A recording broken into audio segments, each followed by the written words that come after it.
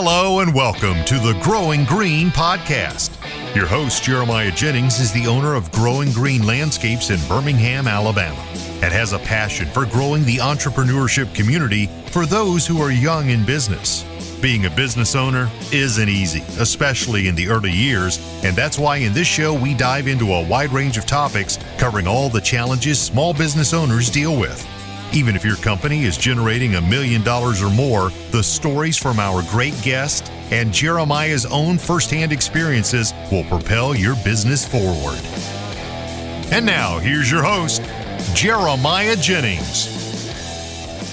What's going on, everybody? Thanks for tuning in to another episode today here on the Growing Green podcast. This is your host, Jeremiah Jennings, and we are very excited to be coming to you today with another brand new, fresh guest interview with none other than Eric Hill of Fay-Ark. And Eric has been making his rounds on podcasts lately, and I just said, hey, man, I want to get you on. We've talked over Instagram a little bit here and there, and so love what you have going on over there in Arkansas, and just wanted to get you on and kind of hear some more of your story, maybe going a little more in depth about how you've grown into what you are today, because as we were just talking off air, it's a crazy ride to get to where you've gotten, and there's been a lot of stuff along the way that you could have done wrong that probably could have hindered where you are now. So let's just hop into it, man. How you doing tonight? I'm doing great. Thanks for having me on, Jeremiah. Absolutely. I'm excited, and I just love guest interviews. I say this every time I have one, but they bring so much value, and it's not just me sitting here rambling or talking or anything like that.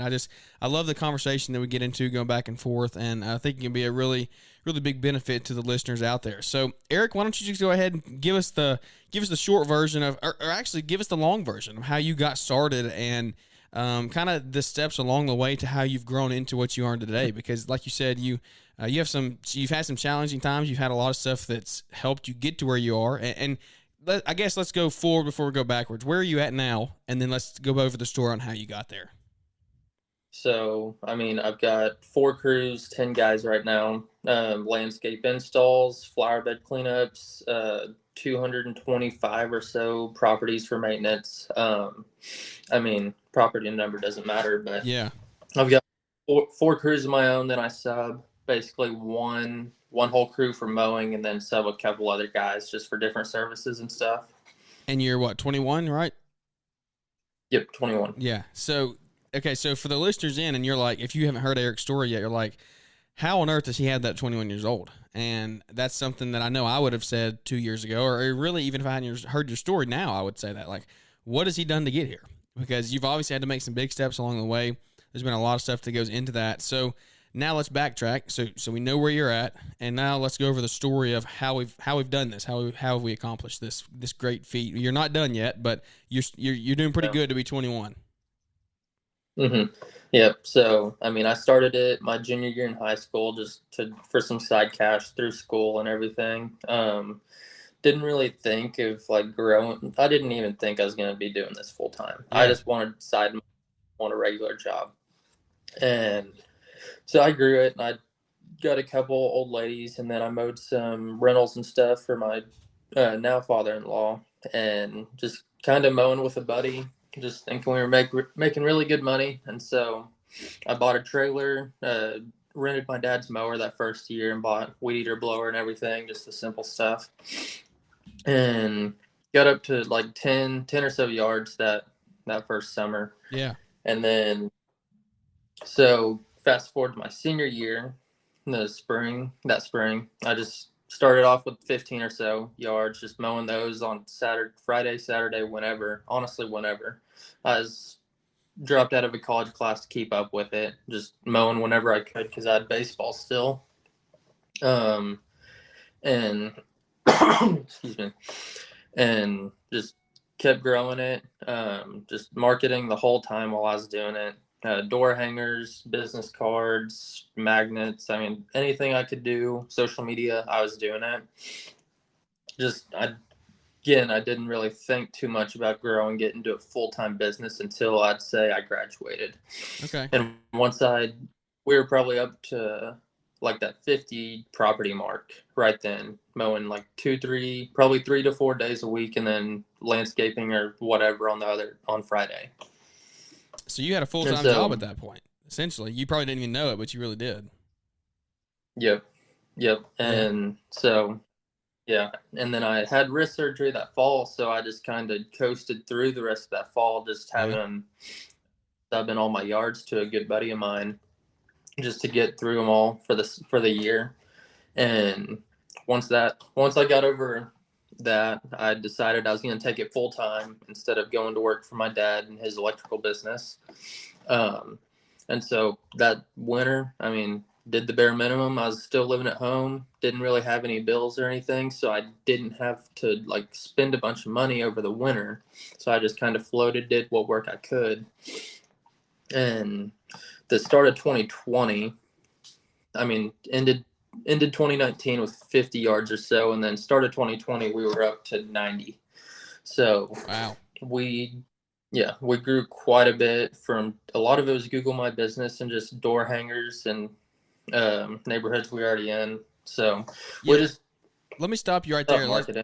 Let me stop you right there, because a lot of people say, a common question that I hear is how do I grow? How do I get new business? And there's a lot of guys listening in that are going full time. They're part time right now. They're doing another job, and now they're trying to figure out how do we grow this, because there's a lot of stuff involved with running the business. And like I said, you got to have customers to do it. So what have you kind of done? How did you grow 40 clients over that time? What was the most return? What did you see had the most return? Was it door hangers or business cards passing out in the community? Like, what was it for you? And I know you mentioned Google My Business, but was there one thing that you really stood out and said this was really beneficial for us? I don't think it was any one thing. It's just doing all 6 to 10 of those things at once. Okay, like so just doing really your door. hitting them all. Yeah, I mean, I think I learned it from one of Grant Cardone's books, but it's like omnipresent, trying to be everywhere at once, and then trying to get those 7 touches to get that customer to use you. Yeah. And so door hangers, decals on your truck, social, like Facebook, Google, basically any platform you can be on it. Okay. And yeah. No, I like it.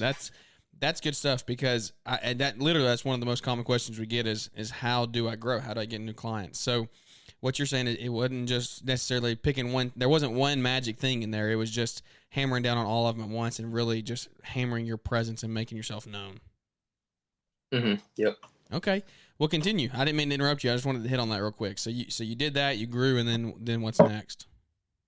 Yep. So, I mean, up until that point, we were mainly lawn care, and I knew I wanted to get more into the landscape side. So 2020, tried to market more towards landscaping and flower beds and everything.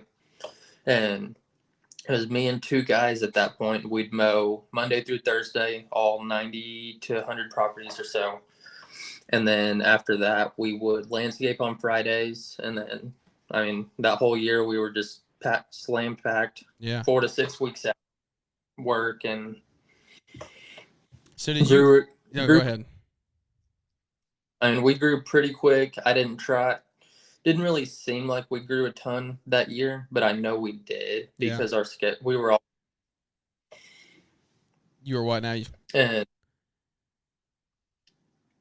we were just always busy during that time. And so, yeah, just that fall we hit landscaping hard. Yeah. I mean, we kind of just learned it all as we went, just flower bed work, dirt work. I grew up on a farm, so I knew how to run a skid steer very well. Okay. And yeah, sorry. No, you're good. So yeah, we got into landscaping. Yeah. And it's always what I wanted to get more into, and I knew we'd grow the business being able to offer all those services. Yeah. And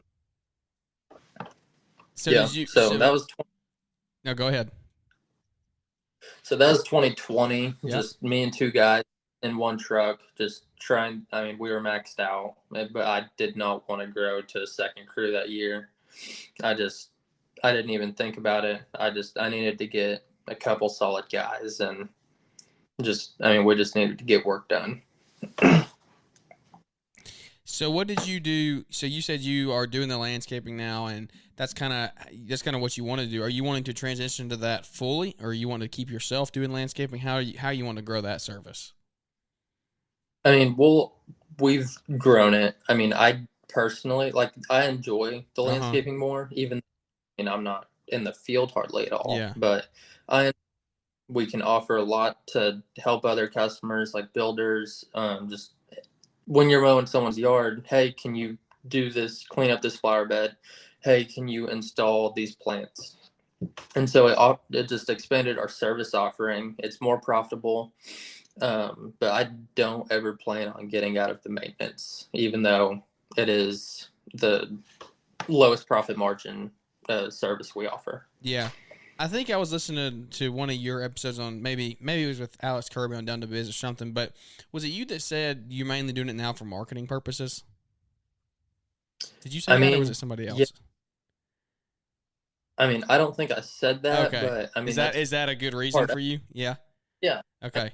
Get in the door. Yeah. Mowing for $40 in this cookie cutter yard. Yeah.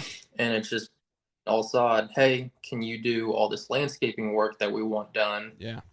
And I mean, that's the mowing the yard, like yard maintenance is just getting in the door. Yeah. Yeah. So as you've grown, do you think there's been something let's go back to the beginning. As you were growing, you were in the process of growing. What do you think was some things that you did that made customers say, hey, let's choose Fay-Ark? Because there's a lot of other guys out there. I'm sure you're competitive where you're at. I'm sure there's a lot of other guys with a mowing rig that can go out and mow a yard for $45 or cheaper.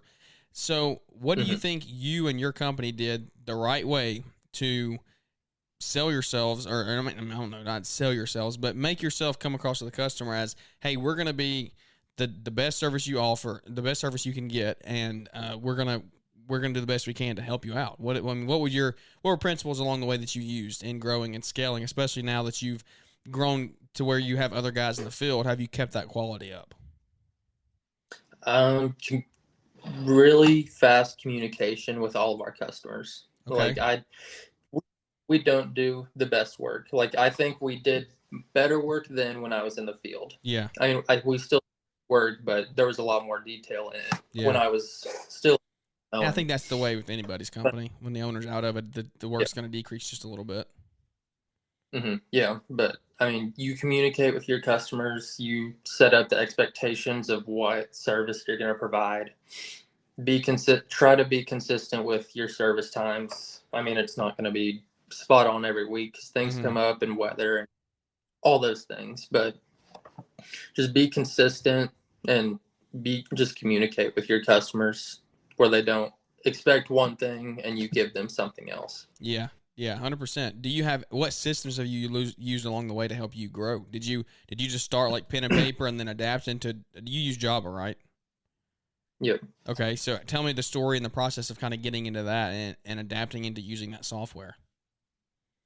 So, I mean, 2019, my senior year, I typed every property on a list, pen and paper. Yeah. Just put a on it whenever we got done with it for the day. Yep. And yeah, winter of 20, I guess that winter, I switched everything to Jobber just because I knew it was going to be so much easier because I was tired of having to go on Word and edit the schedule each week for biweekly or weekly or whatever. It just gets so got annoying. Typing an invoice that you basically have to make a new Word document for each time. Yeah, it just took so. And I didn't want to waste my time on the computer because I don't want to be on the computer more than I have to because I didn't really want. I just wanted to work at that time. Yeah. So now you transitioned into you're really working on the business, right? You're not working much in the business anymore, correct? Yep. You just kind of so what are some principles that you think you've learned along the way? Well, let me ask you this first, and then we'll kind of go into that question. So you're 21, you've scaled, you've grown successfully now up to this point. What are some things that maybe some heartaches, some trials that you faced, if there has been any, as a 21-year-old business owner that has a $1 million company?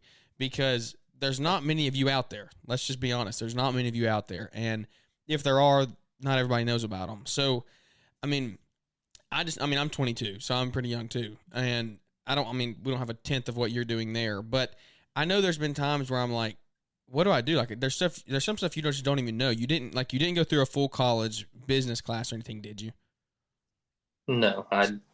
Yeah. So what have you done? Have you just communicated? I mean, have you networked in your community? I mean, I know your parents have a business, so that surely, I'm sure that has helped a lot. But what are some struggles that you faced being a 21-year-old entrepreneur? Because I know there's got to be some out there that you've gone through. I mean, yeah. I mean, the business side of it, just learning everything that goes with that. Yeah.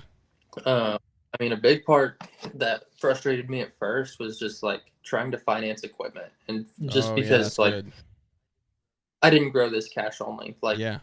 I don't like. It amazes me that Alex grew Trifecta how he did Yeah. debt free, and like I think that's awesome, and that's what I want to get to it in the next 2 years. But being able to finance equipment with no credit at a young age. How did like, you do? So how did you do it? Let's. I mean, if you're willing to be open, let's be open and answer those tough questions, because I know there's a 19-year-old or 20-year-old out there listening to this, and they're thinking, "Man, I'm in the same boat as he was. How am I supposed to do this?"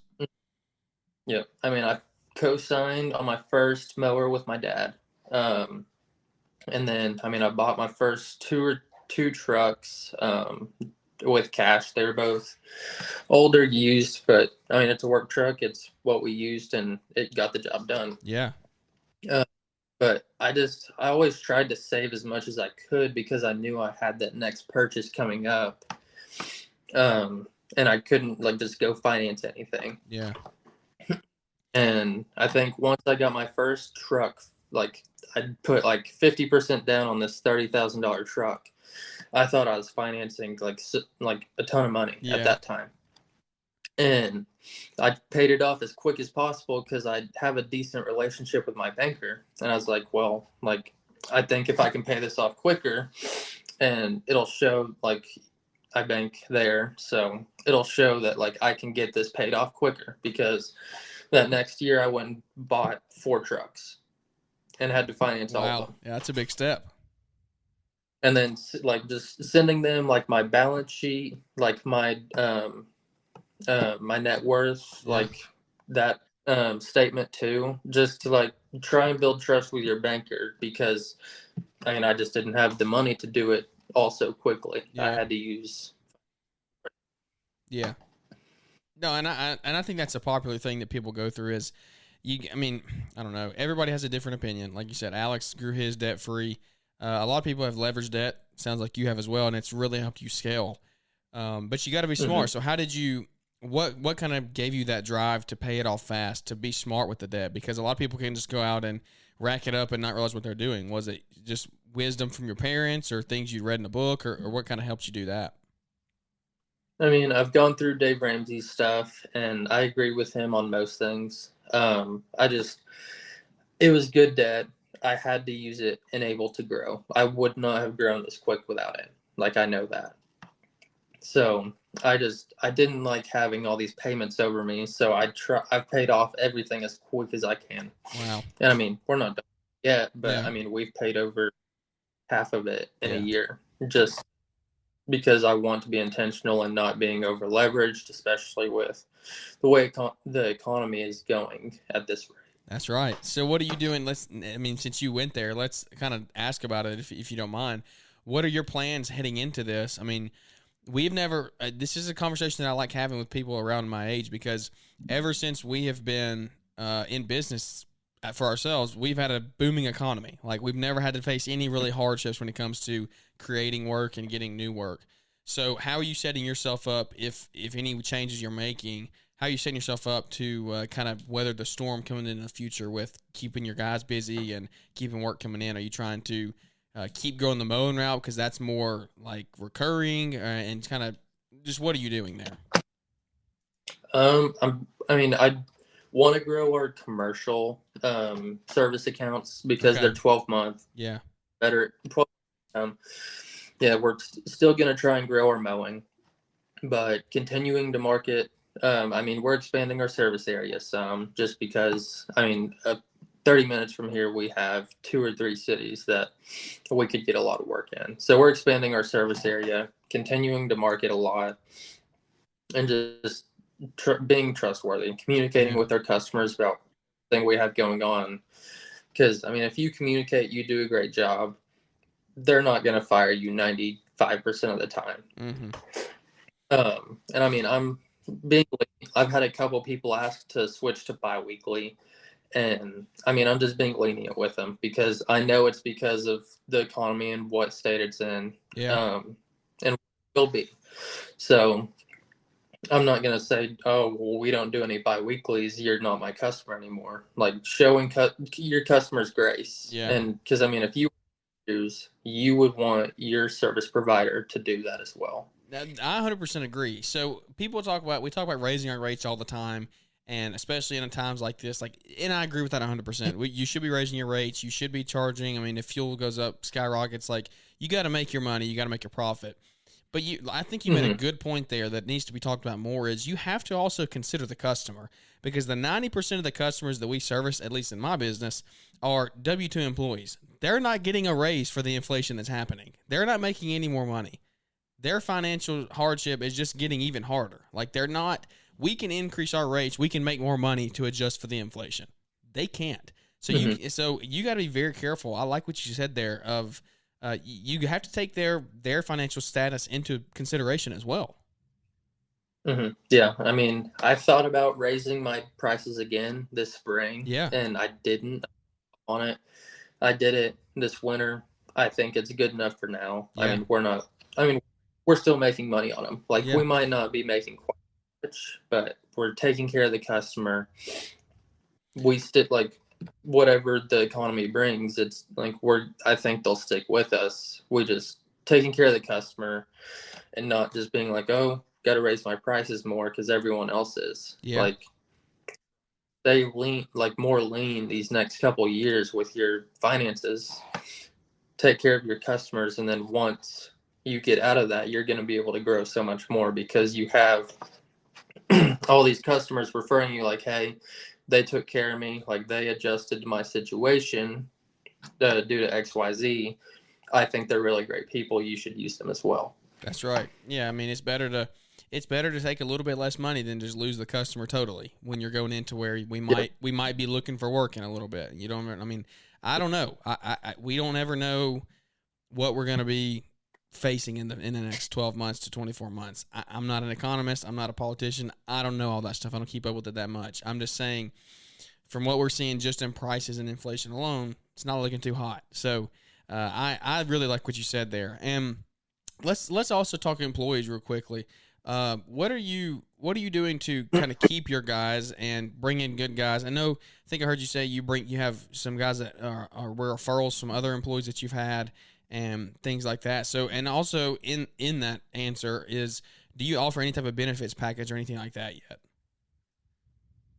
So, I mean, after a year of employment, we offer 401k. I mean, Okay. we do trimester bonuses, so 3 a year. And I've got a system for that, what we base that off of.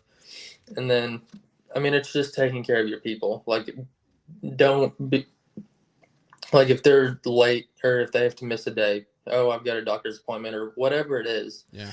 Just being like, don't treat them as a cog, as a just cost of goods sold, and just as a number on the balance sheet. Like treat them as people. Like I take great care of my guys. Like I don't want them to be like, oh, I got to come to work.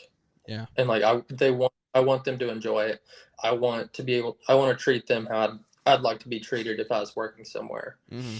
And I mean, I'd pay them good. I feel like I take very good care of them. But the biggest thing is just treat them right. And because I mean, I don't know if I pay the best or not in my area, but I feel like I have the best guys, and I want to treat them that way. That's right. So what do you do? Like, let me ask you, this is kind of an in-depth question, but when it comes to just like employee morale, like, do you have a shop that you go out of? Do you keep like a break room with snacks, or like, do you provide Gatorades for them during the day? How does that, like, do you just budget that into your budget of like Gatorades and water and things like that, or do they have to bring their own? How do you go about that? Because how many guys do you have? 10? Is that what you said? Mm-hmm. With 10 guys, that's a lot of Gatorade and a lot of water. That can get pricey. So like, if you keep it up with all that and you're not actually adding that in, you could end up losing a lot of money. So how do you kind of go about navigate those waters? I mean, I buy them water. I buy them Gatorade. Yeah. Buy them breakfast every couple weeks, and yeah. I tell them get lunch once or twice a week whenever y'all are at a job that you're going to be there most of the day. Just put it on the card. Yeah. Because like it's something small. Like, yes, it saves me time with them not driving to go get food or whatever they do. But I mean, I just want to take care of them, and I mean, they're busting butts every day. Like, I don't want it to seem like, oh, he's just the boss driving around in the truck. Like, if I want to get out and help them, and if I need to, or if they want me to. Have you had anybody give you any flack over you being 21? Because I'm sure you have guys that are older than you working for you, right? Mm-hmm. Yeah. So have you gotten any flack over like being the young, like you bossing, quote unquote, bossing around somebody that's older than you? I have, but I think they quit after a couple days. All the guys, none of them have done that. Like, yeah, none of them. Like, all the guys I have, they want to grow with it. Yeah. I want them to grow. So, like, I feel like we have a really strong group right now. Yeah. And haven't dealt with that too much. Yeah. Okay. That's cool. If you see me looking out my window here, we got a nasty storm rolling through. I hear it thundering in the background. So, you gotta love summer afternoon and nightly thunderstorms. We get them all. Do y'all get a lot of storm? Are you in Tornado Alley? Are you near that? You get a lot of tornadoes out there? We're close to it. Okay. I mean, the past 3 weeks, I don't think it's hardly rained at all. And really? We need it bad. Yeah. Yeah. Yards are getting crispy. We're finally getting a little bit in the afternoons, but we went 2 solid weeks of 97, 98 with heat indexes of 106 with no rain at all. So we were getting pretty brown, but we're finally starting to cool back off and get some more in here. So, well, how was your trip? I mean, your day with Paul Jameson and the Green Industry Podcast. What did y'all get to do up there, and tell me about your experience with that? It was good. I mean, he came, we did a podcast, and then I went and showed him our shop and everything. And then the next day I think he went and videoed one of my crews. They were out mowing. Yeah. And then I would do some brush hogging. So he came and filmed that, and we had lunch and had a really good time. And I appreciate him spending his time down here and just hanging out with me for a day or so. Yeah, absolutely. I saw $300 in 30 minutes or something like that was his title on that brush hogging job. Yeah. I was black for it. Like, you spent too much time driving, unloading, and all this, and whatever. Like, we're profitable. Like, they can say whatever That's right. I don't care. That's right. Haters can hate. Well, let's talk a little bit about your personal life and business, because we're we really are in a really close stage of life. I mean, you're 21, I'm 22. How long have you been married? Almost a year, 11 months. Okay, almost a year. So that's a big date now. You better not forget it. You're coming up a month away. So, what day? July 24th. All right, that was pretty fast. You didn't have to put too much thought into it. Yeah. And you also have a baby on the way, right? Yep. Congratulations. Do you know boy or girl yet? Yep, boy, and it's due July 30th. So. Yeah, we're getting close. Oh man, you're sooner than I am. That's awesome, man. I didn't realize it was that soon. So I have one on the way as well. He's due September the 5th. So, well, man, are you excited? Was it planned or unplanned? Or what are your thoughts on it? You excited?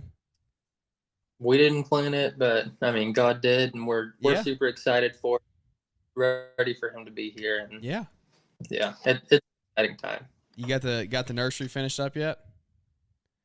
Yep, I think we finished it last night, actually. There you go. It's good to go. What was your last touch you put on it? I'm still working on mine.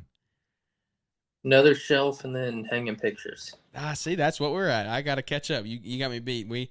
I got to put floating shelves in either tonight or tomorrow, and then get the pictures up. We got baby shower coming up soon, so we're waiting on that to see what all we get. But well, that's awesome, man. I'm excited for you. That's I'll be texting you, asking you how it's going as I'm in preparation for mine. I'll say, well, how was the last month? Have you slept at all?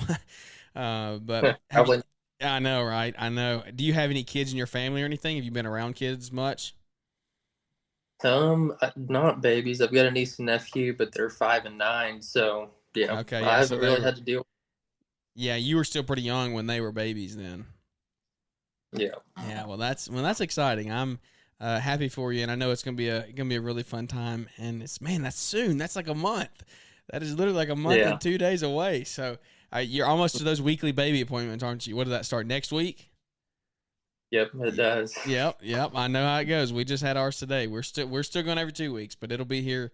It'll be here before you know it. Let me ask you this before we go. Like I said, I don't want to take too much of your time tonight, but you said before when we were off air, you were talking about you wanted to talk a little bit about your story of before you got to where you are today. And I know we covered that pretty in depth, but is there anything else that you had on your mind that you wanted to share that could help somebody else, some young guys out there who are thinking, hey, how does he just go from 19 or 17, 18 as a junior in high school to a 250 account company? Like, how does that happen? So do you have anything else you wanted to hit on or share or some advice you could give? I'd just say, like, don't think entrepreneurship's going to be easy, because it's not. Like, you spend so many nights up on the computer, on your phone, whatever, just trying to get caught up, think of the next way to market, next post, whatever it is. And just, spend the time on it. Like, it's going to take a few years. Like, I'm finally to the point where it doesn't feel like I'm having to grind just all day to keep it rolling. Like, it's getting to the point we're a little bit more comfortable now, and I don't have to spend quite as much time on it. But our 4th year anniversary in business is July 1st. So it took me 4 years of working my butt off, spending all the time on it. Like, I missed out on things with my friends. Whatever it was, I missed out on it because I my business first. And I'm to the point now where I'm starting to see the benefits of it. Yeah. And after 2 months in business, everything's going to be just easy going, just all the money's coming in and you'll have all the customers in the world. And it's not like that at all. Yeah. 100%. That's good stuff because but the thing is you miss all those dates, you miss the parties, you miss the birthdays, everything like that. But look, it was a short-term sacrifice for a long-term reward, because look at where you're at now at 21 years old, and where are most of your friends at your age right now? Probably not in the same boat that you are. So running the $1 million company and have a wife and a house, and having a baby in a month. So like you have what a lot of people are looking for and working towards. So that's really awesome, man. I'm happy for you and proud of you. It doesn't mean anything for me, but I'm very proud. And let me ask you this. I have one final question that we try to ask all our guests here, and it's pretty simple, but it can get complex. And it's just, what is your why? I think it. I enjoy business, so like that's why I do it. I enjoy the business. I enjoy being outside, but I want to build this to where I don't have to miss any of my kids' activities, sports games, whatever it is. Like, I want to be present in their life and not just be working, every single day, 12 hours a day. We can leave, that